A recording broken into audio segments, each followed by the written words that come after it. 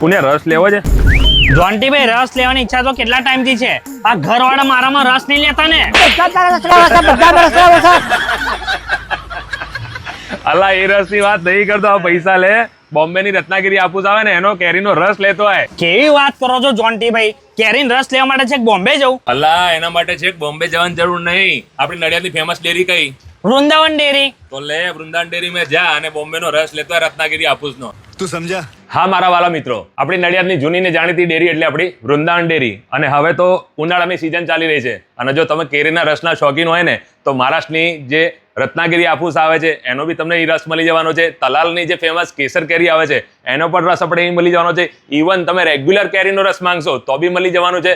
સાથે મેંગોની અવનવી વેરાયટીઓ તો એક સાથે મળી જવાની છે. એની સાથે અહીંયા શ્રીખંડની પણ મજા આપણને મળી જવાની છે. અને શ્રીખંડમાં તો બોસ એટલી બધી વેરાયટીઓ ને કે આપણે જોતા જ રહી જઈએ. ઉનાળામાં સ્પેશિયલ રજવાડી ઠંડી છાશ, એની સાથે મટકા દહીં અને સાથે આઈસ્ક્રીમની પણ મજા મળી જવાની છે. અને બોસ જો હવે મીઠાઈની વાત કરીએ ને તો મીઠાઈમાં તો તમને ઘણી બધી યુનિક વેરાયટીઓ મળી જવાની છે. અને હા, બરફી, પેડા અને જો બંગાળી મીઠાઈની વાત કરીએ ને તો એના તો રાજા છે. તો મારા વાલાઓ, સીઝનનો સ્વાદ માણવાનું ભૂલતા નહીં, એટલે કે ગરમીમાં ઠંડકનો અહેસાસ કરવાનું ભૂલતા નહીં. હવે વૃંદાવન ડેરીની વધુ માહિતી, એડ્રેસ અને મોબાઈલ નંબર બંને સ્ક્રીન પર આપેલા છે.